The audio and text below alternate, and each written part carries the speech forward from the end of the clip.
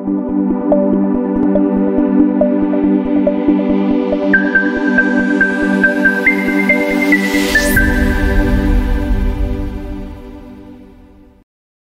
Everyone, जय हिंद। A very warm welcome to colonel Roy defence academy. मैं शिवा मिश्रा आज आप सभी के सामने वन शॉट सीरीज का नेक्स्ट लेक्चर लेकर आया हूं, जिसमें हम डिस्कस करने वाले हैं आज बाइनोमियल थ्योरम चैप्टर के बारे में। राइट, जैसा कि आपको पता है कि एनडीए का पेपर 13 अप्रैल को है और बहुत कम समय बचा है, सिर्फ 2 महीने का समय है। तो आप कोशिश ये करिए कि आपके जो भी इंपॉर्टेंट चैप्टर्स हैं जो आप पढ़ चुके हैं उनको रिवाइज करिए, और ये वन शॉट सीरीज आपको उसमें बहुत हेल्प करेगी। मैं उन सारे चैप्टर्स को कंबाइन करके मैं कोशिश ये कर रहा हूं कि जितने भी इंपॉर्टेंट चैप्टर्स हैं, जैसे क्वेश्चंस आते हैं और आसान चैप्टर्स हैं, उनको पहले कवर किया जाए। राइट, तो आइए हम शुरू करते हैं अपना chapter, that is binomial theorem. हमको बहुत डेप्थ में अब जाने की जरूरत नहीं है, ठीक है। बाइनोमियल थ्योरम कहाँ से आया, कैसे क्या हुआ, पास्कल्स ट्रायंगल क्या था, ये सब बहुत जानने की आवश्यकता नहीं है, क्योंकि हम ऑन द वर्ज है, हमें एग्जामिनेशन के बारे में सोचना है। तो ये वीडियो एग्जामिनेशन पर्पज वाइज है।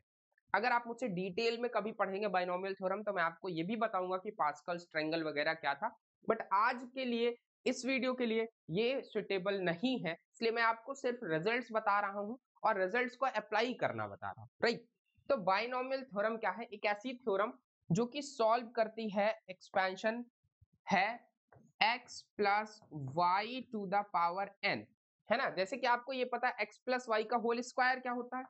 अगर x प्लस वाई का होल स्क्वायर आप करते हैं ना, तो आपको ये पता है x square plus 2xy plus y square, यही तो होता है। x प्लस वाई का होल क्यूब भी पता होगा आपको, है ना। X cube plus 3x square y plus 3xy square और प्लस वाई क्यूब, यही तो होता था, है ना। लेकिन अगर इसके बाद अगर मैं आपसे कह दूं x plus y to the power 4 find करिए, तब आप नहीं कर पाएंगे, बड़ी समस्या हो जाएगी आपके लिए, है ना। तो इसीलिए ये बाइनोमियल थ्योरम बहुत इंपॉर्टेंट है। ये बाइनोमियल थ्योरम क्या कहता है कि x to the power x plus y to the power n होता है nc0 x to the power n y to the power 0। ध्यान रखिएगा, इसको बड़े ध्यान से ऑब्जर्व करिएगा। nc1 x to the power n minus 1 y to the power 1 plus अगला टर्म आएगा nc2 x to the power n minus 2 y to the power 2।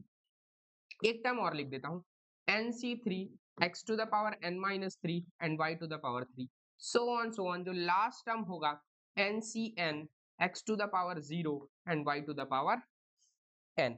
ये बात आपको समझ में आ रही है? अगर ये थ्योरम आप जरा ध्यान दीजिए, ये nc0 nc1 क्या है, nc0 nc1 nc2 nc3, क्या इसको हमने कहीं पढ़ा है? अगर आपने नहीं पढ़ा तो आप मेरा वन शॉट परमुटेशन कॉम्बिनेशन का भी देख सकते हैं, आईटेप पे जाके आप उसको देख सकते हैं। राइट, तो nc0 कुछ और नहीं है, that is n factorial upon 0 factorial multiplied by n minus 0 factorial, that is ncr जो हम डिस्कस करते थे वहीं से आया है। राइट, तो ncr वही होता था n factorial upon n minus r factorial into r factorial. अब जरा ध्यान दीजिए, इस पूरे एक्सपेंशन में जो मैंने रेड कलर से अंडरलाइन किए हैं, ये क्या है? These are the coefficients, these are the coefficients. Right, तो मैं यहां लिख रहा हूं कि ये जो एक्सपेंशन, ये सिर्फ समझाने के लिए था आपको, मेन यही थ्योरम है। अब जरा आप ऑब्जर्व करिएगा कुछ, देखिए ये nc0 nc1 nc2 कहां तक, ncn तक, है ना। ये सारे क्या हैं? इनको हम क्या कहते हैं? कोफिशिएंट्स कहते हैं। क्या कहते हैं? Coefficients. These are coefficients. Constant ही तो होंगे, ये कुछ ना कुछ कांस्टेंट की वैल्यू तो देंगे। These are coefficients, right. और जो ये हमारे x to the power n y to the power 0, आप कहीं भी देखिए ये तो वेरिएबल्स हैं, हमारे वेरिएबल्स हैं। आप कहोगे सर y की पावर 0 है तो 1 हो जाएगा, कोई दिक्कत नहीं। आप नेक्स्ट वाला देखिए, इसमें तो है y पावर 1 y पावर 2, है ना। तो आप ये ध्यान रखिएगा, इसमें nc0 nc1 ये सारे क्या है? कोफिशिएंट्स हैं। और x to the power n या x और y क्या है? हमारे वेरिएबल्स हैं। अगर मैं बात करूं सिर्फ x और y हमारे क्या है? वेरिएबल्स हैं। राइट, तो जरा आप ध्यान रखिए इसमें। अच्छा, यहाँ एक एक टर्म को ऑब्जर्व करिए, ये मेरा क्या है? फर्स्ट टर्म है, ये मेरा सेकेंड टर्म है, ये मेरा थर्ड टर्म है, ये मेरा फोर्थ टर्म है, ऐसे ऐसे ऐसे ऐसे बढ़ता जाएगा। ठीक, आप हर एक टर्म को ऑब्जर्व करिए। x की पावर n है, y की पावर 0 है, x की पावर n माइनस 1 है, y की पावर 1 है। अगर इनकी पावर्स को ऐड किया जाए तो क्या आएगा? हर टर्म में पावर्स का जो सम है वो n ही आ रहा है। n minus 1 plus 1 n, n minus 2 plus 2 n, मतलब किसी भी टर्म में जो सम ऑफ एक्स वाई की पावर्स है उनका सम करोगे तो दैट इज n, राइट? तो मैं अगर कहूं कि sum of indices of x and y in each term, her term में that is equals to n, वो तो n है ना, ये बात तो आपको समझ में आ रही है। तो ये एक्सपेंशन समझना बहुत जरूरी था। अच्छा, ये एक्सपेंशन अगर आपको समझ में आ गया, मान लीजिए प्रॉपर्टीज पे आते हैं, बट आप ये समझिए ये एक्सपेंशन समझ में आ गया, x plus y to the power n, right?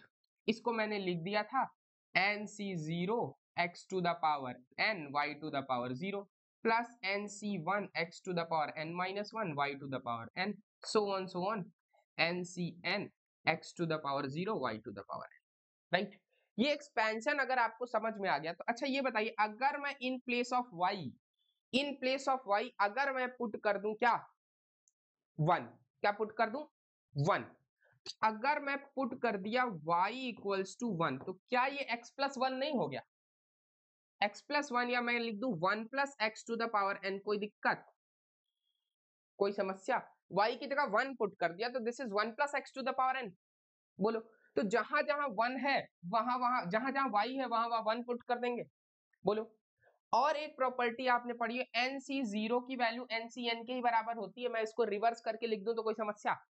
तो 1 plus x to the power n होता है, इसका एक्सपेंशन होता है nc0 plus nc1x plus nc2x square. बहुत इंपॉर्टेंट एक्सपेंशन है ये। लास्ट टर्म आएगा ncn x to the power n। ये one of the most important क्या है, एक्सपेंशन है। x plus y to the power n, 1 plus x to the power n। अच्छा, यहां से मैं इन सब में अगर y की जगह माइनस वाई पुट कर दूं तो x माइनस वाई आ जाएगा, x minus y to the power n आ जाएगा। तो y y जहां जहां है वहां माइनस वाई पुट कर दो, तो ये आ जाएगा nc0 x to the power n y to the power 0। अगला टर्म माइनस साइन के साथ आएगा क्योंकि पावर क्या है, ऑड है, nc1 x to the power n minus 1 y to the power n। फिर अगला टर्म प्लस साइन के साथ n minus 2 y square, so on last term में मैंने लिख दिया minus 1 to the power n, जो भी आएगा उसी के हिसाब से हो जाएगा ncn x to the power 0 y to the power n, right? तो ये x plus y to the power n का हो गया, ये x minus y to the power. Similarly यहां से मैं लिख सकता हूं 1 minus x to the power n, 1 minus x to the power n को लिख सकता हूं nc0 minus nc1x plus nc2x square, so on minus 1 to the power n ncn x to the power n, right? तो ये कुछ expansion है जो आपको ध्यान में रखने, ठीक है? x plus y to the power n, 1 plus x to the power n, x minus y to the power n, 1 minus x to the power n। इन एक्सपेंशन से हम आगे काम करेंगे। आइए अब प्रॉपर्टीज डिस्कस करते हैं जरा। प्रॉपर्टीज ऑफ बाइनोमियल थ्योरम क्या है? पहले बताया sum of indices of each term, हर टर्म का जो पावर है एक्स वाई का उसका सम करोगे, that is sum of indices. वो क्या होगा, n के बराबर होगा, एकदम पक्की बात। n belongs to natural number, r belongs to w, मतलब जो वहां पे NCR था ना, NCR, तो ये मुझे पता है n कहाँ है, n belongs to natural number होता है और r कहाँ बिलोंग करता है, होल नंबर में बिलोंग करता है, this is whole number, right? ये तो इंपॉर्टेंट बात थी, ये मैंने NCR की प्रॉपर्टीज में भी पढ़ा है। Number of terms in the expansion, अब अगली बात आती है, जरा एक्सपेंशन को ऑब्जर्व करिए, देखिए ध्यान से देखिए, इसमें नंबर ऑफ टर्म्स कितने हैं? तो पहला term, this is the first term, this is the second term, आगे थर्ड टर्म, ये लास्ट टर्म तक पहुंचेंगे तो नंबर ऑफ टर्म्स कितने होंगे? तो जितनी पावर n है ना उससे एक ज्यादा हमेशा, ठीक है?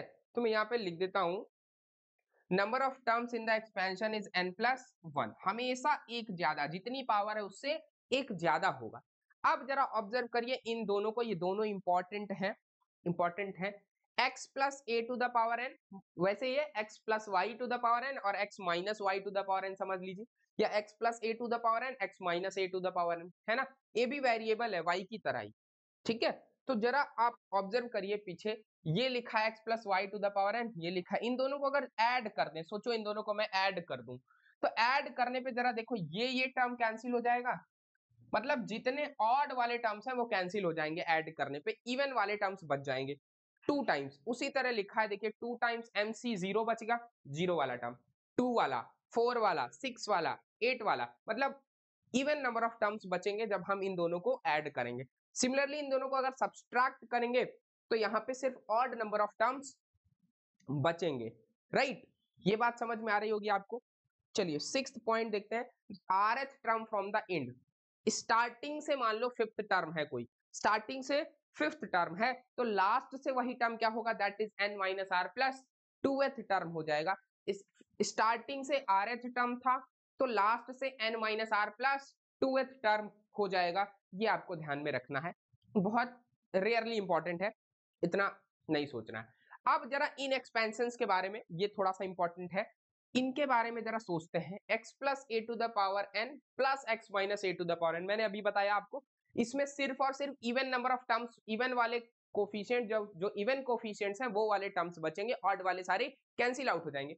तो अगर ये n, ये जो n है ये ऑड है, क्या, अगर ये जो n है ये ऑड है, तो इसमें नंबर ऑफ टर्म्स कितने होंगे, ठीक, तो इसमें होगा n प्लस 1/2 टर्म्स, और इसमें भी n प्लस 1/2 टर्म्स होगा। मतलब अगर n की वैल्यू ऑड है तो इन दोनों में इक्वल टर्म्स होंगे, क्या होंगे, इक्वल टर्म्स होंगे, इसको ध्यान रखिएगा। अगर n ऑड है तो this and this both have equal number of terms, that is n plus 1/2 terms, n plus 1/2 terms. लेकिन अगर n इवन है तो इन दोनों में इक्वल नंबर ऑफ टर्म्स नहीं होंगे, इसमें होगा n/2 प्लस 1 टर्म्स और इसमें होगा n/2 टर्म्स, राइट, ये दिमाग में रखिएगा। और अगर आपको ये नंबर ऑफ टर्म्स वाला चार्ट समझ में आ रहा है तो ये क्वेश्चन सॉल्व करिए फटाफट। Find total number of terms in the expansion of this, ठीक, यहां पे आपको ध्यान रखिए पहला वाला केस है x plus a to the power n plus x minus a to the power n, n क्या है 100, n इक्वल्स टू 100, 100 कैसा है, इवन है, इवन है ना, 100 कैसा है, इवन है, तो n की वैल्यू क्या है, इवन है, तो नंबर ऑफ टर्म्स क्या होगा n/2 प्लस 1 टर्म्स, तो टोटल टर्म्स कितने हो जाएंगे, total terms that is equals to 100/2 plus 1, that is equals to 51 terms हो जाएंगे, बोलो हाँ या ना, 51 टर्म्स हो जाएंगे। तो इसका करेक्ट आंसर क्या हो जाएगा, ए। इतनी बात समझ में आ रही है। x plus a to the power n plus x minus a to the power n में नंबर ऑफ टर्म्स जब n ऑड हो जब n इवन हो, सिमिलरली यहाँ पे नंबर ऑफ टर्म्स जब n ऑड हो जब n इवन हो। ये दोनों बात समझ में आई है ना, क्लियर है इतना, थोड़ा आगे बढ़ा जाए, चलो अब देखिए सेम उसी कॉन्सेप्ट से रिलेटेड है, जरा इसको ऑब्जर्व करिए, x plus a to the power 5 plus x minus a to the power 5। अच्छा, ऐड करने पे आपको पता है कि सिर्फ वही टर्म्स बचते हैं जो क्या होते हैं, इवन कोफिशिएंट्स होते हैं, ऑड वाले कोफिशिएंट्स चले जाते हैं। मैं इसका एक्सपेंशन कर रहा हूं, जरा देखिएगा आप, x plus a to the power 5 plus x minus a to the power 5, यही ना, इसका डायरेक्टली लिख रहा हूं 2 times of 5c0 x to the power 5 a to the power 0 plus 5c2 x to the power 3 a square plus बचेगा 5c4 x to the power 1 a to the power 4। आगे कुछ नहीं बचेगा, बस इतना ही बचेगा, बोलो हाँ या ना। मैंने सिर्फ इवन कोफिशिएंट्स लिखे, 0 के साथ, 2 के साथ, 4 के साथ, अगला 6, तो 5c 6 तो हो नहीं सकता, 5c 5 तक ही जाएगा, बस 3 टर्म्स इसमें आएंगे, बोलो हाँ या ना, एज इट इज पहले, है ना। कि मुझे इसी के माध्यम से ये सॉल्व करना था। तो अगर मैं इसको लिख दूं √2 plus 1 to the power 5 plus √2 minus 1 to the power 5, कुछ नहीं चेंज होगा, x की जगह पे √2 रख दिया और a की जगह पर 1 रख दिया, बोलो यही तो किया, that is 2 times of 5c0, x की जगह पे क्या रखोगे √2, तो √2 टू द पावर 5, ए तो 1 है, ए से कोई फर्क नहीं पड़ेगा, plus 5c2 √2 to the power 3, a क्या है, ए 1 है, ए स्क्वायर करने पे भी 1 ही रहेगा, plus 5c4 √2 to the power 1। बोलो यही तो होगा, कुछ और होगा? अगर ऊपर वाला एक्सपेंशन समझ में आ रहा है तो ये तो बहुत आसान हो गया। अब जरा 5c0 की वैल्यू 1, 5c4 5c2 इन सब की वैल्यू उठा के रख दो जरा। 5c2 is sorry 5c0 is 1, तो मैं इसको लिख रहा हूं √2 to the power 5 only, right, plus 5c2 की वैल्यू, 5c2 की वैल्यू होती है 10, अगर आपको नहीं पता तो मैं बता देता हूं, √2 whole cube, plus 5c4 is 5 into √2, right. इसको जरा सॉल्व करो, 10 plus 5 15, 15 1 16, 16 to the 32, that is not 32, okay, just give me a second. Oh, why it's not loading? Yes, चलिए अब जरा ध्यान दीजिए, यहाँ पे ये क्या है, √2 to the power 5, √2 to the power 3, √2 लिखा है, तो क्या मैं इसको लिख सकता हूं 4√2, ठीक, इसको मैं लिख सकता हूं 20√2, और इसको मैं लिख सकता हूं 5√2, सबको √2 में कन्वर्ट कर लिया। अब आप जोड़ दो 25 और 4 29 और 29 दुनाई 58, दैट इज 58√2। क्या किया है यहाँ पे मैंने, √2 टू द पावर 5 जो लिखा था ना, इसको मैंने लिख दिया √2 टू द पावर 4 इंटू √2, तो √2 टू द पावर 4 क्या होता है, दैट इज 4, है ना, तो ये आपको दिमाग में रखना पड़ेगा, ठीक। तो इस तरीके से हम क्वेश्चंस को सॉल्व कर सकते हैं। क्लियर हो रही है बात, इतना समझ में आ रहा है कि नहीं बाइनोमियल थ्योरम में? थोड़ा और आगे बढ़ते हैं जरा। चलो अब जनरल टर्म की बात करते हैं, हमने बात कर ली किसकी, एक्सपेंशन की, नंबर ऑफ टर्म्स की, कुछ प्रॉपर्टीज की। अब जनरल टर्म क्या है, जनरल टर्म जैसे एक्सपेंशन दिया है, इसमें मैं जनरली पूछ लूं आपसे कि भाई बताओ इसमें 10th टर्म क्या होगा या 12th टर्म क्या होगा, तो बताओ कैसे बताओगे, कोई आइडिया है, कोई तरीका है बताने का? एक ही तरीका दिख रहा है, मैं लिख देता हूं आपको, this is the first term, ध्यान रखिएगा, this is the second term, this is the third term. जरा आप सोचिए, जो फर्स्ट टर्म है उसका कोफिशिएंट क्या है, NC0, सेकेंड टर्म का कोफिशिएंट NC1, थर्ड टर्म का NC2, मतलब जो कोफिशिएंट का R है वो हमेशा इससे एक कम है। तो जनरल टर्म लिख रहा हूं, general term that is equals to, इसको लिखते हैं TR+1, हमेशा यहां एक बढ़ा देंगे क्योंकि फर्स्ट टर्म में 0 आ रहा है, तो मैं लिख दिया TR+1 that is equals to NCR, NCR, इतना समझ में आ रहा है, NCR x to the power 0, ठीक है, लिखा रहने दो, कोई दिक्कत नहीं, x to the power n-r and y to the power r, x to the power n-r and y to the power r, ये होता है जनरल टर्म, ठीक। मान लो मुझे यहां से निकालना है what is the third term, T3 is the third term, बोलो थर्ड टर्म निकालना है, मान चल फॉर थर्ड टर्म, तो वैल्यू ऑफ r क्या होगा, r इक्वल टू 2 होगा, बोलो r इक्वल टू 2 होगा, थर्ड टर्म यही है, r की जगह 2 है, तो यहां मैं लिख दूंगा T2+1 that is equal to NC2 x to the power n-2 and y to the power 2।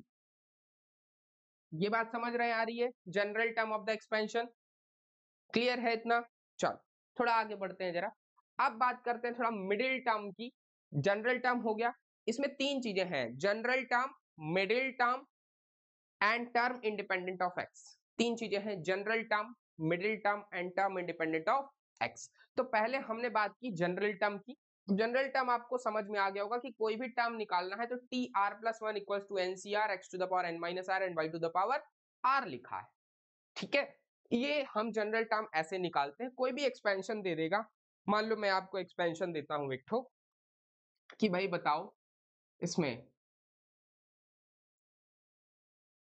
x plus 1 upon x to the power 10, x plus 1 upon x to the power 10, ये मेरा एक बायनोमियल एक्सपेंशन होगा, इसको expand करोगे। What is the sixth term, what is the sixth term, मान लो मुझे क्या निकालना है, सिक्स्थ टर्म निकालना है, ठीक। तो मुझे पता है t r plus one equals to n c r x to the power n minus r and y to the power r, ये याद रहना चाहिए, है ना। आर की जगह क्या पुट करेंगे, for six term r equals to 5, बोलो। तो यहां मैं पुट कर दूंगा t five plus one that is 6, that is equals to 10c5, n की वैल्यू क्या है 10 पहले गिवन है, 10c5 x to the power 10 minus 5 and y की जगह क्या है 1 by x to the power 5, बोलो हाँ या ना। x की जगह पर x था, y की जगह पर क्या है 1 बाई एक्स है, तो मैंने y की जगह पे 1 बाई एक्स रख दिया, बस कुछ और नहीं करना है। That is 10c5 x to the power 5 into 1 by x to the power 5, that is only 10c5। मैंने जानबूझ के ऐसा कुछ लिया था आपको कुछ समझाने के लिए, देखना। t6 आया, इसमें x का कोई टर्म है, इसमें x वाला कुछ है, सिक्स टर्म में देख रहे होगे x कुछ है ही नहीं है, x खत्म हो गया।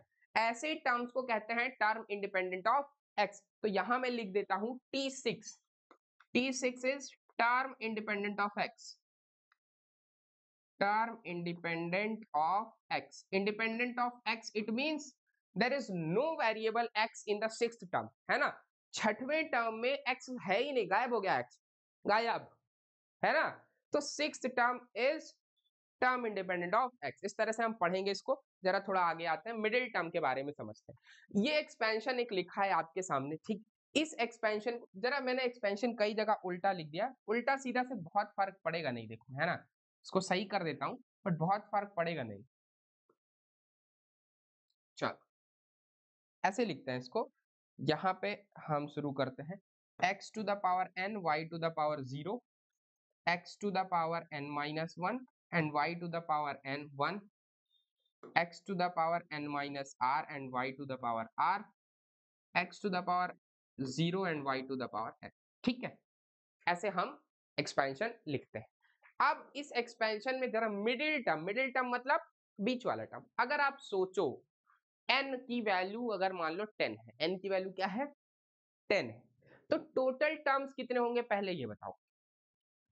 अगर n की वैल्यू 10 है किसी भी एक्सपेंशन में x plus y to the power 10 n equals to 10, तो टोटल नंबर ऑफ टर्म्स कितने होंगे पहले बताओ। टोटल टर्म्स क्या होंगे 10 प्लस 1, n प्लस 1 होता है, that is equals to 11 terms, बोलो। अगर 11 टर्म्स है, मैं ऐसे लिख दूं लाइन से 1 2 3 4 5 6 7 8 9 10 11, 11 लिखे, तो बताओ मिडिल टर्म क्या होगा, बताओ। क्या जो सिक्स्थ टर्म है that is the middle term, अगर मैं बात करूं यही हमारा मिडिल टर्म होगा, बोलो this is the middle term, बीच वाला टर्म। मुझे कुछ नहीं पता, बस इतना पता है कि टोटल टर्म्स 10 थे, तो मिडिल टर्म लिख दिया, कितने हो गए, sixth term is the middle term, that is the sixth term, बोलो हाँ या ना। लेकिन अगर यहीं पे ये n क्या है, n इक्वल्स टू 10 था, ये n इक्वल्स टू 10, एक और एग्जांपल ले रहा हूं, x plus y to the power 9, तो इसमें टोटल टर्म्स कितने होंगे जरा बताओ। टोटल टर्म्स जो होंगे दैट इज इक्वल्स टू 10। अब अगर 10 टर्म्स है तो मेरे पास दो मिडिल टर्म आएंगे, दो मिडिल टर्म आएंगे, दैट इज कौन कौन से आएंगे, फिफ्थ एंड सिक्स्थ टर्म, है ना, दो मिडिल टर्म्स आएंगे, then we get two middle terms, two middle terms. अगर ये बात आपको समझ में आ रही है तो हम डायरेक्टली कॉन्सेप्ट पे चल सकते हैं, that is middle term in the expansion. अगर n की वैल्यू क्या है ऑड है, मैंने इसीलिए दो केस लिया आपके सामने, देखिए n यहाँ पर ऑड है दैट इज 9, यहाँ पे n क्या है इवन दैट इज 10। तो अगर n ऑड है देन मिडिल टर्म, दो मिडिल टर्म मिलेंगे हमको, ये दोनों n plus 1 by 2th term and n plus 3 by 2th term, ये दो मिडिल टर्म हमको मिलेंगे अगर n की वैल्यू क्या है ऑड है। ध्यान रखिएगा यहाँ सब कुछ उल्टा होता है, n की वैल्यू ऑड है तो दो मिडिल टर्म मिलेंगे, अगर n की वैल्यू इवन है तो हमें एक n टर्म मिलेगा, ये और लिखा, ये दोनों सेम ही लिखे, कुछ और नहीं लिखे, इसको मिटा दो कोई फर्क नहीं पड़ता। और ये इसको मैंने सॉल्व करके लिखा है, बस इसको मैं ऐसे लिख दूं n/2 प्लस 1 1th टर्म, तो सेम ही है, कुछ अलग थोड़ी है ना। तो अगर n ऑड है तो 2 मिडिल टर्म, अगर n इवन है तो एक ही मिडिल टर्म मिलेगा। इतनी बात समझ में आ रही है, क्लियर है? थोड़ा और आगे बढ़ा जाए, है ना, ये समझा दिया आपको। अब जैसे देखिए when there are two middle terms then their binomial coefficients are equal। अब आपको ये समझना है कि जैसे मान लो n9 था तो फिफ्थ और सिक्स्थ दो मिडिल टर्म्स मिलेंगे, तो दोनों के कोफिशिएंट्स इक्वल होंगे, दोनों के कोफिशिएंट्स क्या होंगे, इक्वल होंगे। और एक बहुत इंपॉर्टेंट चीज है, the coefficient of middle term is the greatest binomial coefficient. जो मिडिल टर्म है ना उसका जो भी कोफिशिएंट है that is the greatest binomial coefficient. तो कभी आपसे पूछे कि ग्रेटेस्ट बाइनोमियल कोफिशिएंट क्या होता है, तो आपको मिडिल टर्म का ही कोफिशिएंट निकालना है। इतनी बात समझ में आई? मिडिल टर्म का जो कोफिशिएंट होगा that is greatest binomial coefficient. जैसे ये निकालिए the middle term in the expansion of this, है ना। आइए सॉल्व करते हैं इसको। जरा इस एक्सपेंशन को ऑब्जर्व करिए, क्या लिखा है, x square plus 1/x² plus 2 to the power n। ठीक, क्या मैं इसको ऐसे लिख सकता हूं, देखना, x² plus 1/x² plus 2 into x into 1/x।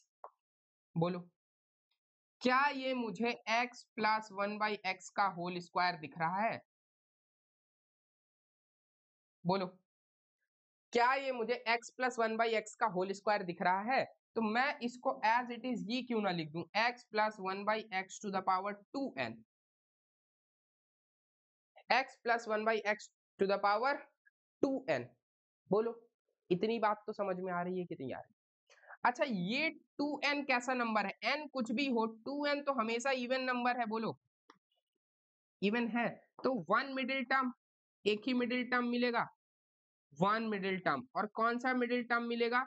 That is 2n/2 plus 1th term. बोलो, यही तो हमने पढ़ा अभी। देखो क्या पढ़ा, एक बार फिर आ जाओ। अगर n इवन है तो मिडिल टर्म क्या होता है, n/2 प्लस 2 या n/2 प्लस 1th टर्म, है ना। n की जगह पे 2n था तो मैंने 2n/2 प्लस 1th टर्म कर दिया। बोलो ठीक है? हाँ भाई बोलो, है ना। ये मेरा मिडिल टर्म होगा। तो मिडिल टर्म की वैल्यू अगर मैं लिखूं that is nothing but n plus 1th term. जो n प्लस 1th टर्म है वही मेरा क्या है, मिडिल टर्म है। बोलो, n प्लस 1th टर्म निकालना है तुम्हें, तो क्या कैसे निकालते हैं n प्लस 1th टर्म, जल्दी से बता दो फटाफट। अब मैं इसको मिटा रहा हूँ, ये कहानी है ना, कहानी मिटा रहा हूँ। ये जो मैंने किया ये तो आसान काम है, इसको एज इट इज ऐसे लिखना था। नाउ व्हाट इज द, मुझे निकालना है n प्लस 1th टर्म, तो r की वैल्यू क्या होगी, n। बोलो, n प्लस 1th टर्म निकालना है। For n plus 1th term r equals to n। बोलो, एक हमेशा कम होता है यार, तो tn plus 1 that is equals to 2n cn, क्योंकि total number of terms 2n है, 2n x to the power 2n minus n into 1/x to the power n, right. That will be 2n x to the power n into 1/x to the power n। इसको और solve करोगे that is 2n ठीक। 2n को अगर आप solve करोगे that is 2n factorial upon n factorial into n factorial. इतनी बात समझ में आई? कैसे आप एनसीआर की मदद से सॉल्व कर सकते हो? तो आंसर तो आपको मिल गया। इसको लिखने का एक और तरीका है, 2n factorial upon n factorial into n factorial को मैं लिखता हूँ 1 into 3 into 5 so on 2n minus 1 into 2 to the power n by n। ठीक, तो इस तरीके से भी लिखा रहता है ये, राइट। तो ये दोनों तरीके हैं इसको सॉल्व करने का। थोड़ा और आगे बढ़ते हैं जरा। अब टर्म इंडिपेंडेंट ऑफ एक्स, मैंने बताया आपको टर्म इंडिपेंडेंट ऑफ एक्स होता क्या है।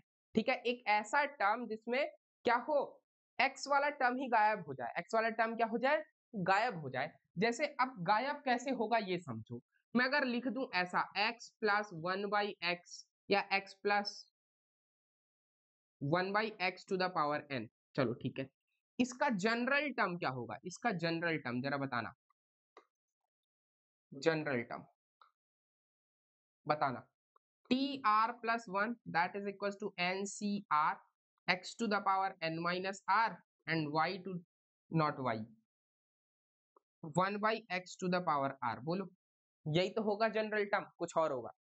अगर ये मेरा जनरल टर्म है, जरा बताओ, अगर मैं x की जो भी पावर है वो पूरी जीरो कर दूं, if power of x is equals to zero या indices of x equals to zero हो जाए, x गायब हो जाएगा। बोलो x क्या हो जाएगा? गायब हो जाएगा।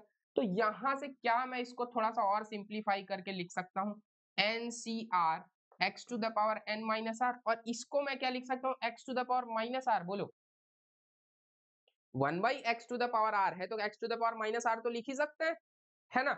यहां से हो गया n c r x to the power n minus r into like this.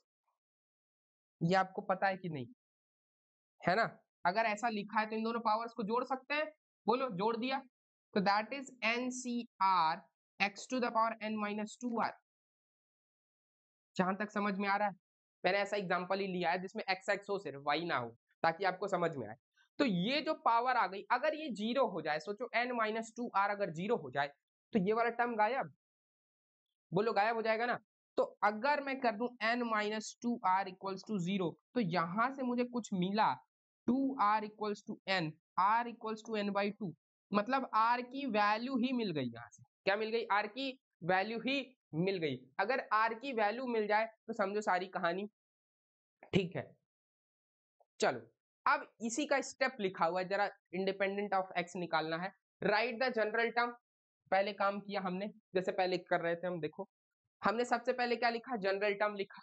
General term में जो भी x की पावर है उसको बनाया, x की पावर में सारा कन्वर्ट किया और x की पावर को जीरो पुट कर दिया। यहां से मुझे क्या मिलेगा, r की वैल्यू मिलेगी, r उठा के वापस यहीं रख देना है। देखो तीन स्टेप है। Right the general term, general term लिख दिया। मेक द पावर और indices of x equals to zero, जो भी x है उसकी पावर को जीरो बनाओ। जीरो बनाओगे तो तुम्हें r की वैल्यू मिलेगी, जैसे यहां मिल रही थी, देख लो r की वैल्यू क्या मिली, n बाई टू मिली। r की वैल्यू n बाई टू मिलने का मतलब जो मेरा टर्म इंडिपेंडेंट ऑफ x है वो क्या था, t n by two plus one. बोलो r की जगह मैं n बाई टू पुट कर दूं, that is equals to n c n by two x to the power, ये तो पूरा जीरो हो जाएगा, n minus n by two into one by x to the power n by two. ये तो zero हो जाएगा पूरा, ये तो वन हो जाएगा ना, क्योंकि टर्म इंडिपेंडेंट ऑफ एक्स ही सिर्फ n c n by to बचेगा बस, है ना। तो वही बता रहा है यहाँ से, आपको r की वैल्यू फाइंड करना है। Now put the value of r in the general term. अगर जनरल टर्म में वैल्यू ऑफ r पुट कर दोगे तो हमें टर्म इंडिपेंडेंट ऑफ x मिल जाएगा। इतनी बात समझ में आई? क्लियर है ये? थोड़ा और आगे बढ़ते हैं जरा। अब निकालो इसमें the term independent of x in the expansion of this. मैं एक करके दिखाता हूं आपको, जरा देखना। तो पहले जो भी एक्सपेंशन लिखा है उसको एज इट इज लिख लो, 3/2 x square minus 1/3 x to the power 6, ये लिखा है। अच्छा इसका general term t r plus one ऐसे ही लिख दो, 6 c r 3/2 x square to the power 6 minus r and 1/3 x to the power r. यहां मैं देखो क्योंकि माइनस है ना, माइनस है ध्यान रखना, तो मैंने इसीलिए यहां माइनस लगा दिया है। अब जो आएगा साथ में आता जाएगा, प्लस माइनस, ज्यादा फर्क नहीं पड़ेगा ना। मुझे करना क्या है, इसको और सिंप्लीफाई के 6 CR, अच्छा 3/2 ज्यादा फर्क नहीं पड़ रहा है तो मैं इसको ऐसे ही लिख दे रहा हूँ, 3/2 to the power 6 minus r, इससे कोई फर्क नहीं पड़ेगा, into x square to the power 6 minus r, into यहां भी देखो -1/3 को मैंने अलग कर दिया और 1/x to the power r को अलग कर। ठीक, मुझे करना क्या था, सिर्फ x के कोफिशिएंट्स को जीरो बनाना था, x की पावर्स को जीरो बनाना था। ये x इन दोनों को एक साथ रखते हैं, that is 6CR 3/2 to the power 6 minus r, लिखा रहने दो, -1/3 टू द पावर r, ये भी लिखा रहने दो, इससे फर्क ही नहीं पड़ रहा। इसको लिखो x टू द पावर, क्या 2 का मल्टीप्लाई करोगे दैट इज 12 माइनस 2r। बोलो 12 माइनस 2r होगा, 2 का मल्टीप्लाई करो, 2 6 12 माइनस 2r, और माइनस r यहां से, क्योंकि इन दोनों को जोड़ोगे जब x की power 12 minus 2r into x to the power minus r. बोलो, इसको मैं x to the power minus r लिख सकता हूँ। इन दोनों को जोड़ोगे तो क्या आ जाएगा 12 माइनस 2r। बोलो, x to the power 12 minus 2r, sorry यहाँ तो 2r पहले से था, x to the power 12 minus 2r। ठीक, तो ये हो जाएगा x to the power 12 minus 3r पूरा। बोलो, वही तो हो रहा है। सिमिलरली यहाँ पे कर रहे हैं, इस पूरे को जीरो करना है। क्या करना है? जीरो, मतलब 12 minus 3r equals to zero. तो यहां से मुझे r की वैल्यू 4 मिल गई। बोलो, r की वैल्यू 4 मिलने से ये पता चला कि जो फिफ्थ टर्म है that is fifth term is term independent of x, is term independent of x, है ना। जो फिफ्थ टर्म है वो क्या है? टर्म इंडिपेंडेंट ऑफ x है। फिफ्थ टर्म की वैल्यू निकालनी है तो r की जगह पे 4 पुट करेंगे, पुट कर दो। t5 is equals to 6c4 and 3 by, ये तो पूरा 1 हो जाएगा, ये तो पूरा हमारा क्या हो जाएगा? 1 ही हो जाएगा ना, इसमें ज्यादा सोचने वाली बात थी नहीं, ये पूरा क्या हो जाएगा? 1 हो जाएगा। बस हमें सोचना इसके बारे में, जरा देखना, ये 3 by 2 to the power 6 minus 4 into minus 1 by 3 to the power 4, ये कोफिशिएंट्स लिख दिया, ये तो पूरा जीरो ही हो गया, उससे कोई फर्क पड़ गया। दैट इज 6c4, इसको आप सॉल्व करोगे तो ये स्क्वायर है, that is 9 by 4 into 1 by 3 to the power 4, right. इसको आप सॉल्व कर लोगे, that is I think 5 by 12 answer आ जाएगा। 6c2 is 6 by 2 into 5 by 1 into 1 by, आप इसको सॉल्व करोगे 36, ठीक। 5 by 12 is the correct answer, right. तो इस तरीके से निकालते हैं टर्म इंडिपेंडेंट ऑफ x। अब मुझे लग रहा है आपको ये समझ में आ गया होगा तीनों चीजें, क्या क्या? जनरल टर्म के बाद term independent of x, middle term, greatest binomial coefficient, सब समझ में आ गया। अब हम कुछ पीवाईक्यू सॉल्व करेंगे। क्या सॉल्व करेंगे? द ग्रेटेस्ट कोफिशिएंट वही है, सेम आप निकाल लीजिएगा, इसमें कुछ खास नहीं है। कुछ इंपॉर्टेंट रिजल्ट्स हैं, इनको देखेंगे और इसके बाद हम सब पीवाईक्यू सॉल्व करेंगे, ठीक है। ये इंपॉर्टेंट रिजल्ट्स बहुत जरूरी हैं, इसको आप ध्यान में रखिएगा, डायरेक्ट सवाल आता है इससे, आप ये समझिए, ठीक है। चलो जरा एक एक करके ऑब्जर्व करते हैं। What is C0, C1, C2, Cn, ये क्या है? तो जब C0 कह रहा है ना, तो इसका मतलब कुछ और नहीं, NC0 मतलब पहला बाइनोमियल कोफिशिएंट, C1 का मतलब है NC1, C2 का मतलब है NC2, है ना। तो कह रहा है सम करो, इन सबको जोड़ दो, तो क्या आना चाहिए? 2 टू द पावर n, मतलब कह रहा है NC0 plus NC1 plus NC2 so on जोड़ो NCn तक, तो क्या आएगा? 2 टू द पावर n आएगा। ये बहुत इंपॉर्टेंट रिजल्ट है, one of the important result, और जिससे एनडीए में क्या आया है? सवाल भी आया है, ठीक है। NC0, NC1, NCn तक अगर आप जोड़ोगे तो 2 टू द पावर n आएगा। अगला है, अगर इन्हीं को मैं अल्टरनेटिवली प्लस माइनस करूं, C0 minus C1 plus C2 so on, तो ये जीरो आएगा। क्या आएगा? जीरो आएगा। ये दोनों बहुत इंपॉर्टेंट रिजल्ट हैं, ठीक है। यहां से मुझे एक चीज और पता चला कि जो इवन वाले कोफिशिएंट थे और जो ऑड वाले कोफिशिएंट थे, दोनों का सम इक्वल है, और that is equals to 2 to the power n-1। मतलब सिर्फ इवन वाला लिख लो, NC0 plus NC2 plus NC4 so on, और that is equals to NC1 plus NC3 so on. मतलब ये सारे ऑड वाले, ये सारे इवन वाले, तो इवन वाले इक्वल है ऑड वाले के, और इनकी वैल्यू दोनों की क्या है? That is equal to 2 to the power n-1 लिखा हुआ है साफ साफ। इतनी बात समझ में आ रही है? सिमिलरली ये सारे रिजल्ट्स आपको याद रहने चाहिए। इसमें से कुछ इंपॉर्टेंट बता रहा हूँ, सब तो नहीं याद कर पाओगे, बट एक ये रिजल्ट बहुत इंपॉर्टेंट है, one of the most important result, जिससे पीवाईक्यू आया हुआ है। सब में देखो C0 के upon 1, C1 upon 2, C2 upon 3, मतलब जो भी यहाँ वो है उससे एक ज्यादा नीचे लिखा है, ठीक है। ये इंटीग्रेशन से आता है बेसिकली, ये जो एक्सपेंशन होता है उसको हम एक बार इंटीग्रेट करके वैल्यू पुट करें तो वहां से वैल्यू आती है इसकी। सिमिलरली ये दोनों रिजल्ट्स बहुत इंपॉर्टेंट हैं, इनको याद रखिएगा। और क्या है, एक रिजल्ट आपको और इंपॉर्टेंट है ये, that is here it is, ये रिजल्ट, ये डिफरेंशिएशन से आता है। C0 plus 2 times of C1 plus 3 times of C2 so on that is n plus 2, ये और ये सब बहुत इंपॉर्टेंट रिजल्ट्स हैं, कुछ कुछ बहुत इंपॉर्टेंट रिजल्ट्स हैं जो आपको ध्यान में रखना है। क्लियर हो गई बात? ये रिजल्ट आपको याद रखने हैं। आइए आगे बढ़ते हैं जरा।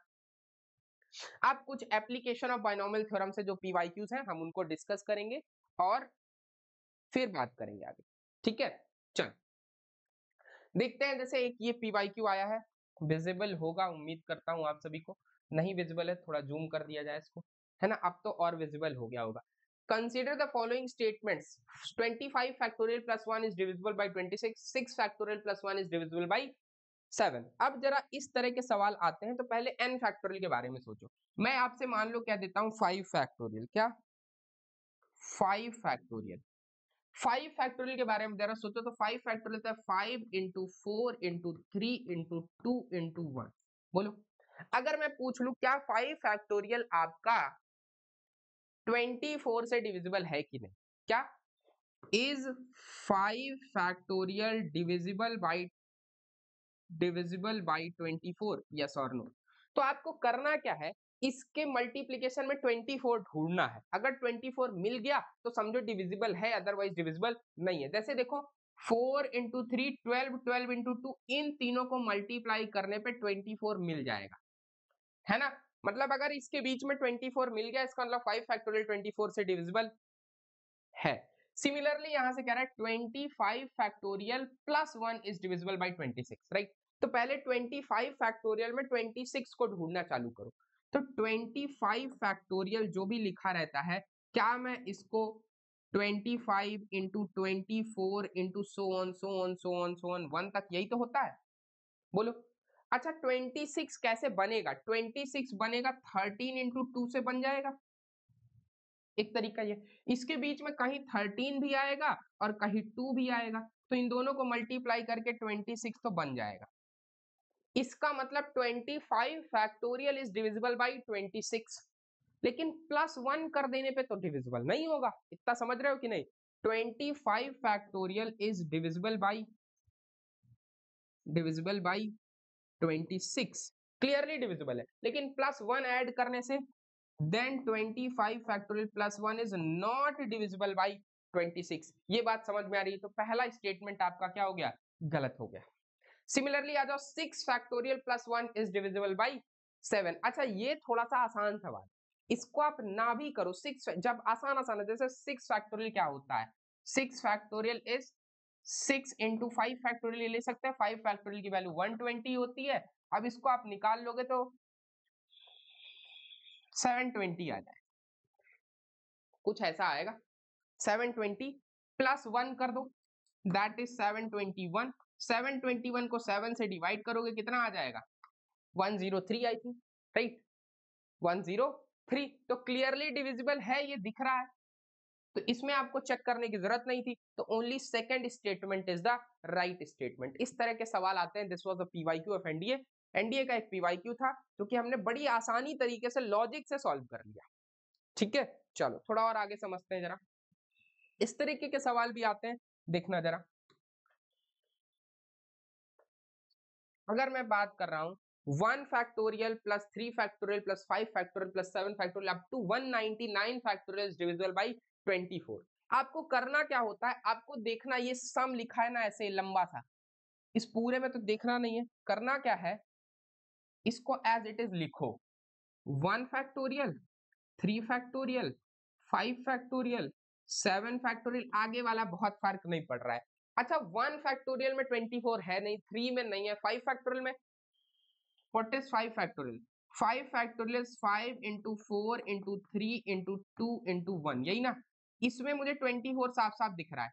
जहां मिल गया उसके आगे वाले सारे टर्म 24 से डिविजिबल होंगे, क्योंकि 7 फैक्टोरियल के अंदर भी 5 फैक्टोरियल है, 9 फैक्टोरियल के अंदर भी 7 फैक्टोरियल है, उसके अंदर 5 फैक्टोरियल है। तो मतलब जहां मिल गया उसके आगे वाला पूरा टर्म डिविजिबल है, ठीक? तो मैं ये कह सकता हूं कि 5 factorial plus 7 factorial plus 9 factorial आगे तक जहां आएगा, कहां तक गया? 199 फैक्टोरियल। ये पूरा क्या है, डिविजिबल है, डिविजिबल बाई 24।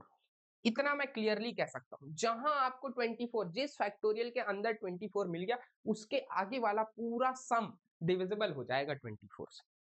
ठीक, सिर्फ चेक किस पे करना था, दिस 3 फैक्टोरियल और 1 फैक्टोरियल में चेक करना था। तो 3 फैक्टोरियल की वैल्यू कितनी होती है, अब जरा बताओ। 3 factorial plus 1 factorial, you have to check only in this. 3 factorial 6 plus 1 7, तो 7 बचा। तो what will be the reminder, reminder will be 7 alone. 7 को डिवाइड करो 24 से, रिमाइंडर तो 7 ही बचेगा ना। समझ पा रहे हो? तो इस तरीके से क्वेश्चन आते हैं, this series is divisible by 24, then what is the reminder, right.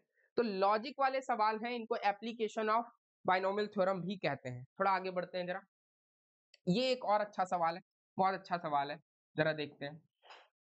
What is the remainder when 2 to the power 120 is divisible by 7? जब भी डिवीजन का सवाल आए, रिमाइंडर बताना हो, डिविजिबिलिटी बताना हो, तुरंत याद करो, या तो फैक्टोरियल का क्वेश्चन होगा या तो बाइनोमियल थ्योरम से मुझे एक्सपेंड करना होगा। ये दिमाग में रहना चाहिए। इसके अलावा डिविजिबिलिटी का सवाल और चैप्टर से नहीं बनता, इसी चैप्टर का सवाल है। अगर 2 to the power 120 लिखा है, किससे डिवाइड करना है, 7 से।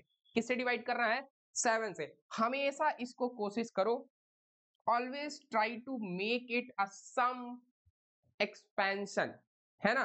जैसे 7 से डिवाइड करना है तो मुझे 1 प्लस 7 का एक्सपेंशन बनाना पड़ेगा। 1 प्लस 7 मतलब यहां मुझे 8 मिल जाए। थोड़ा डिफिकल्ट लग रहा है, देखते हैं जरा। अच्छा देखना, मैं इसको सॉल्व कर रहा हूं फिर बताना। 2 टू द पावर 120 लिखा है ना, क्या मैं इसको लिख सकता हूं 2 to the power 3 to the power 40? बोलो, 40 त्याई 4 तेई 12, 120, ठीक है, एकदम क्लियर दिख रहा है। क्या मैं इसको 8 टू द पावर 40 लिख सकता हूं, बोलो। हाँ यार, 2 टू द पावर 3 8 होता है। अच्छा, 8 को क्या मैं 1 प्लस 7 टू द पावर 40 लिख सकता हूं, बोलो। अगर इतना तुमने कर लिया ना, तो समझो ये क्वेश्चन सॉल्व हो गया तुमसे। हमेशा क्या करना है, क्योंकि 7 है ना, तो इसे मैं 1 प्लस 7 का एक्सपेंशन बनाना चाहूंगा। किससे, 1 प्लस 7 का। 1 प्लस 7 का एक्सपेंशन बनाने के बाद हुआ क्या, 1 प्लस 7 टू द पावर 40, इसको मैं ऐसे एक्सपेंड करूंगा, 1 plus x to the power n के, that is nc 0 plus nc 1 x plus nc 2 x square, so on so on so on. यही तो होता है। तो जरा एक्सपेंड करो, that is 40c0 plus 40c1 into 7 plus 40c2 into 7 square, so on so on so on, जो भी last term आएगा, बोलो। अच्छा आप जरा देखो, अब ना इसको ऑब्जर्व करो, पहले टर्म को अगर छोड़ दो, इसके आगे वाले जितने टर्म है उसमें 7 तो है ही है, बोलो। 7 7 स्क्वायर 7 क्यूब 7 पावर 4, यही तो आएगा। तो मतलब इसके आगे वाले सारे टर्म 7 से डिविजिबल हैं, तो रिमाइंडर क्या बचेगा, 40c0। Reminder will be, reminder will be 40c0, और 40c0 की वैल्यू 1, तो रिमाइंडर क्या आ गया, 1। ये बात समझ में आ रही है तुम लोग को, है ना। ये क्वेश्चन अगर आपको करना है तो ये आपको दिमाग लगाना पड़ेगा, जो भी 7 है इसको 1 plus 7 to the power n बनाओ, फिर काम हो जाएगा मेरा, ठीक है। चलो थोड़ा और आगे बढ़ते हैं फटाफट। ये देखो एज इट इज सवाल आया है, मैं एक एक करके एक्सपेंड करके आपको दिखाता हूं, देखना जरा, देखना जरा।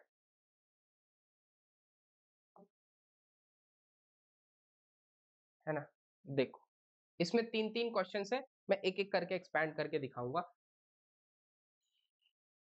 चलो जरा पहला वाला ऑब्जर्व करते हैं। एक्सपेंशन दिया है कितना, 1 plus x to the power n, यही वाला एक्सपेंशन दिया है, that is nothing but nc0 plus nc1x plus nc2x square, यही तो होता है, so on so on so on, ncnx to the power n। ये लिख लेना अपने दिमाग में। अब कह रहा है इसके एक्सपेंशन में पहला टर्म 1 है, t1 t2 t3 tn, जरा इससे कंपेयर करो। nc0 तो 1 होता है, ये तो बात ठीक है, पहला टर्म 1 है, देखो यहाँ भी पहला टर्म 1 है। nc1 की वैल्यू t1 दी गई है, nc2 को t2 कह रहा है, यही तो कह रहा है, सो ऑन ncn को क्या कहेगा, tn कहेगा, यही तो कह रहा है। इतना कंपेयर कर लिए तो अब तो काम हो गया। ये जरा जो रिजल्ट है इसको देखो, t1 2t2 3t3 so on ntn, this is nothing but 1 into nc1 plus 2 into NC2 plus 3 into NC3 so on so on so on n into NCn। यही पूछ रहा है तुम लोग से और कुछ नहीं पूछ रहा है ना? यही पूछ रहा है और कुछ नहीं पूछ रहा है। दैट इज नथिंग बट, इसका आपको रिजल्ट लिखवाया मैंने, आप देखोगे that is n into two to the power n minus one. Direct result लिखवाया मैंने। अगर किसी को नहीं आता आप इसको एक बार डिफरेंशिएट करो, फर्स्ट वाले को क्या करो, एक बार डिफरेंशिएट करो, x की जगह 1 पुट कर दो। एक बार इसको डिफरेंशिएट करो, फिर x की जगह 1 पुट कर दो, you will get the answer. ठीक, तो correct answer will be D, that is ये। क्लियर हुई बात? और माइनस करने पे that is this this this this, minus करने पे जीरो आता है। माइनस करने पे क्या आता है? जीरो आता है। अगर आप रिजल्ट पे जाओगे वापस से ना, तो आपको दिखेगा, मैं वापस से आपको दिखा देता हूँ। देखो यहाँ कहीं तो दिख रहा होगा, है ना? ये देखो,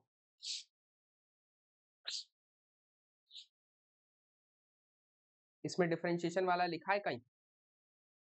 डिफरेंशिएशन वाला नहीं लिखा, ये लिखा तो है, ये लिखा है C1 into 2C2 into 3C3 NCn, that is n into 2n minus 1।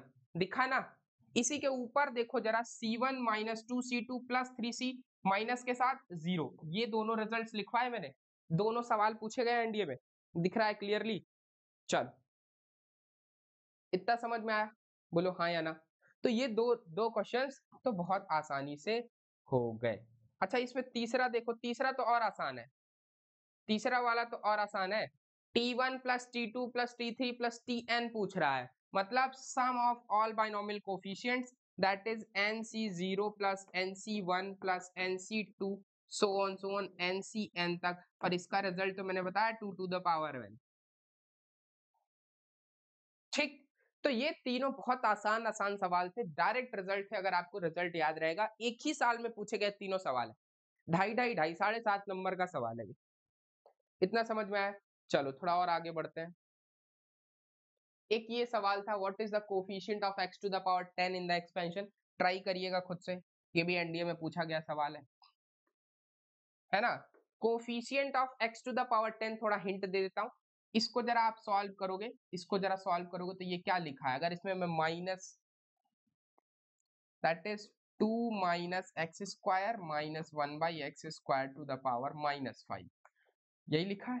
अच्छा, तो क्या मैं इसको 1 upon 2 minus x square minus 1 by x square to the power 5 लिख सकता हूं? बोलो हाँ। अगर मैं इसमें माइनस 1 कॉमन ले लूं, सिर्फ मैं इसको ही कर रहा हूं, माइनस 1 कॉमन ले लूं, माइनस 1, तो यहां आएगा माइनस 1 टू द पावर 5। बोलो अंदर क्या बचेगा? X square plus 1 by x square minus 2। बोलो माइनस 2, यही बचेगा। मैं सिर्फ आपको थोड़ा सा समझाने का प्रयास कर रहा हूं कि ये लिखा क्या हुआ है। That is equals to minus 1 upon x minus 1 by x to the power 5, सिर्फ ये लिखा हुआ है। ठीक है, तो आपको यही दिमाग में रखना है, इस तरीके से इस क्वेश्चन को सॉल्व करना है। इसको मैंने एक्सपैंड कर दिया लाइक दिस, आपको ये सोचना है 1 minus x square to the power 20 और ये दिया है। ठीक, तो मैं coefficient of x to the power 10 calculate करना। In the binomial expansion, the sum of the middle term is 0, then the value of x square into y square, है ना? तो sum of middle terms, जो भी middle terms है in a binomial expansion of this, sum of middle terms is 0, तो there are two middle terms।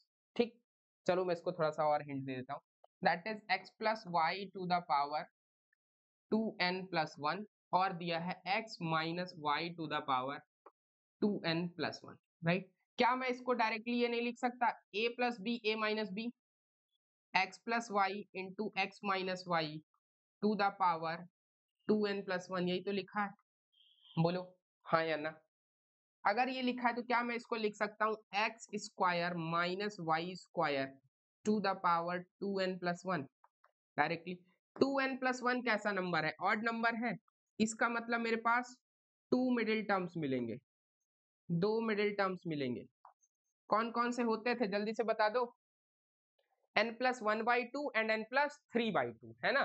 तो that is middle term, पहला middle term जो मिलेगा that is 2n plus 2/2 2th term, और जो सेकंड मिलेगा that will be 2n plus 4/2 2th term. ठीक, ये कहां से लिख रहा हूं? डायरेक्ट फॉर्मूला से। तो इसको तुम लिख सकते हो n plus 1th term and next will be n plus 2th term. ये दो टर्म्स मिलेंगे आपको, n plus 1th term and n plus 2th term. These will be the two middle term. इनके coefficients sum of the middle terms is 0। इन दोनों का सम जो है मिडिल टर्म्स का, मतलब कह रहा है tn+2। मैं आपको थोड़ा सा और हिंट दे देता हूं इस क्वेश्चन को करने के लिए। Sum of the middle terms is 0। Sum of the middle terms कह रहा है, मतलब ये दोनों मिडिल टर्म्स है, that is tn+1 plus tn+2 is equals to 0। यही तो है, tn+1 plus tn+2 equals to 0। Sum of middle term सही हो गया, दैट इज 2n+1 cn, और जो भी लिखा है x square to the power that is 2n+1 minus n into y square to the power minus of y square to the power n, right, plus 2n+1 cn+1। I am writing only the results,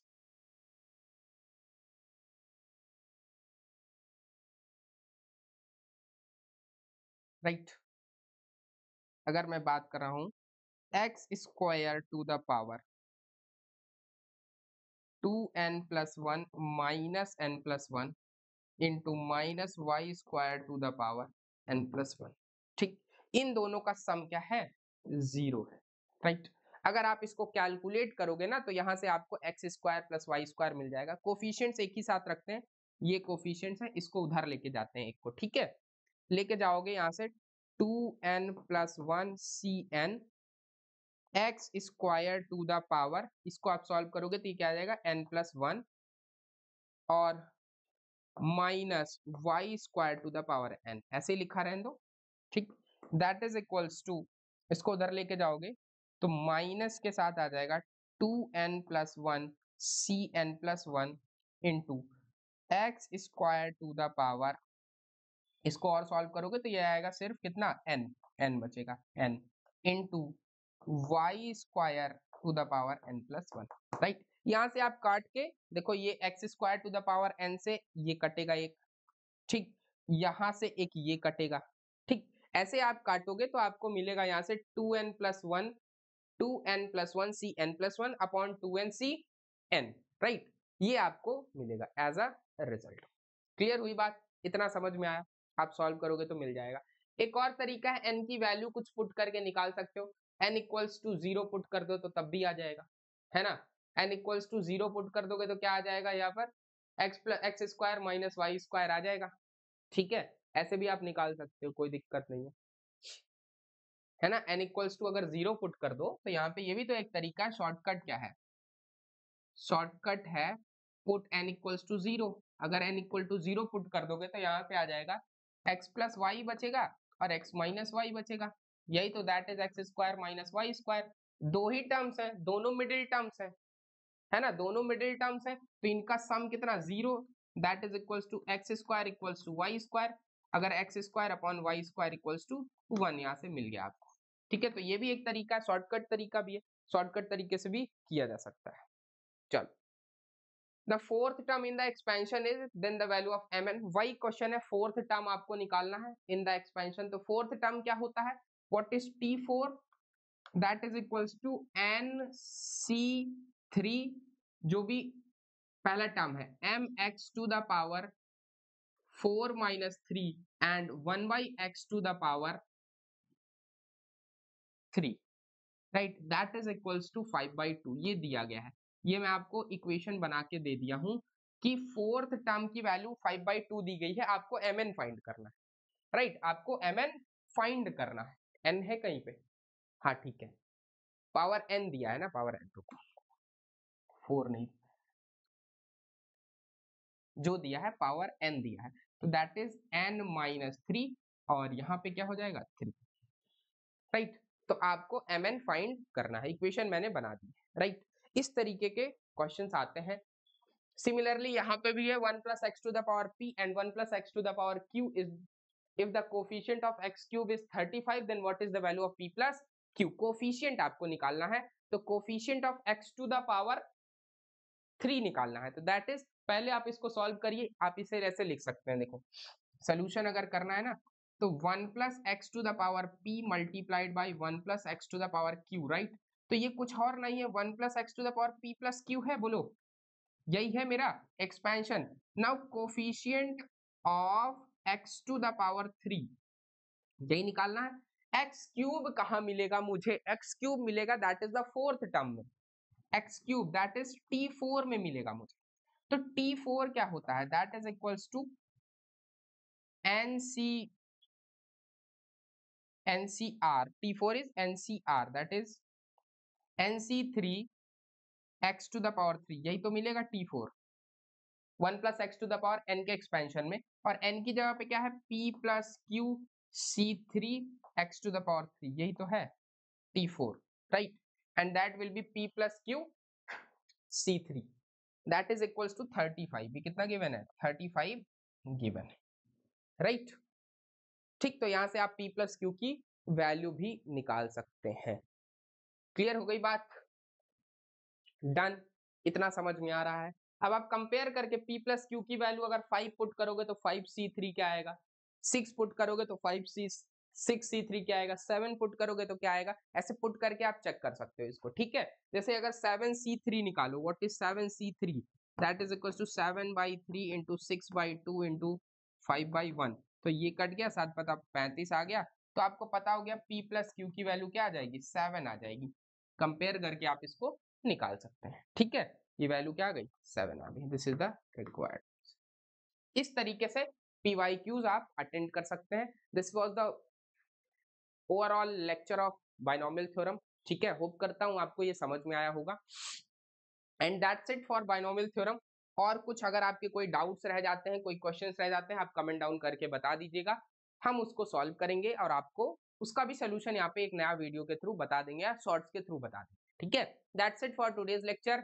thank you so much. Hope कर रहा हूँ कि आपको ये अच्छा लगा होगा, और स्टे ट्यून्ड रहिए, आगे और भी चैप्टर्स के हम वन शॉट करेंगे यहाँ पर और उसके PYQs डिस्कस करेंगे, राइट।